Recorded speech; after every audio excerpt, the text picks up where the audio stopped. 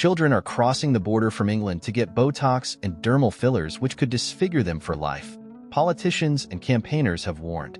A ban on under-18s getting the so-called tweakments was introduced in England in 2021, but the Scottish government is yet to impose a similar rule. Botox is used to smooth out fine lines and wrinkles by relaxing certain muscles, while fillers are gel-like substances that sit under the skin and create the illusion of fullness. There has been an explosion in demand for the treatments in recent years, in part influenced by social media and reality TV stars such as Kylie Jenner, who has admitted to having lip injections. Yet medics, politicians, and campaigners have highlighted a lack of sufficient regulation in Scotland and called on the devolved government to restrict the world of non-surgical cosmetic procedures in line with England. Their desperate plea comes amid reports of youngsters traveling north of the border to have the injections. West of Scotland, MSP Katie Clark has now ramped up pressure on the SNP administration, accusing ministers of leaving young people at risk due to inaction. Ashton Collins, from Save Face, a UK government-approved register for aesthetic treatments, has raised serious concerns about youngsters from the north of England flouting the rules by traveling to Scotland to take advantage of the lack of regulation. She has said, "What's happened is because of the lack of action in Scotland. We're now seeing people from places like Newcastle going up to Scotland because they can get treatments under the age of 18 with no questions asked."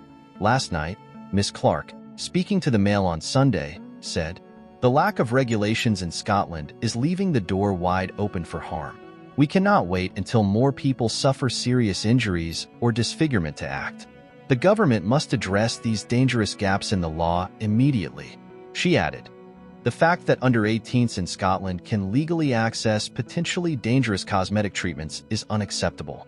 These are life-altering decisions that should be made with great care, not left unregulated, especially when young people are involved." Meanwhile, representatives from Scottish medical aesthetic safety group SMASC, British College of Aesthetic Medicine CM, and British Association of Cosmetic Nurses BACN have all raised concerns over the lack of regulation of the sector in Scotland. In a post online, the SMASC said border hopping is a key issue being raised.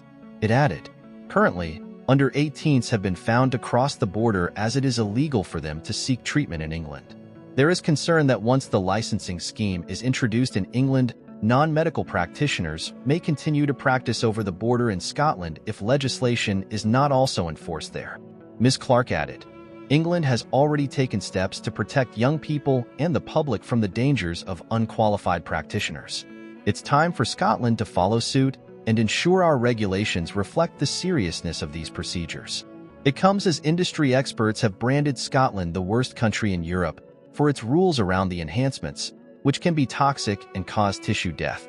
A loophole means medical professionals, such as doctors, nurses, and dentists, who carry out the treatments have to register with a Scottish government regulator, but beauticians do not have the same checks. Although Botox must be carried out by a trained medical professional, as it is a prescription-only drug, some practitioners are sourcing it on the black market. Fillers are also being bought at a cheaper price in that way, but experts have warned it can carry extreme risks. There is now so much money in Scotland's £400 million beauty industry that organized crime groups have started diversifying their smuggled cargo to include fake Botox and fillers from as far afield as China and South Korea, to be sold on the black market.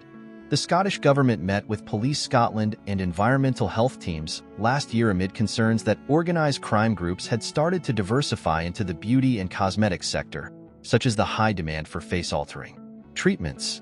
A statement from ministers read, Scottish government officials met with Police Scotland and environmental health officers on January 12, 2023 regarding concerns related to the potential involvement of organized crime groups in the beauty cosmetics sector. The implications of the use of counterfeit and unlicensed beauty products is one of a number of issues under consideration as we consider further regulation of non-surgical cosmetic procedures.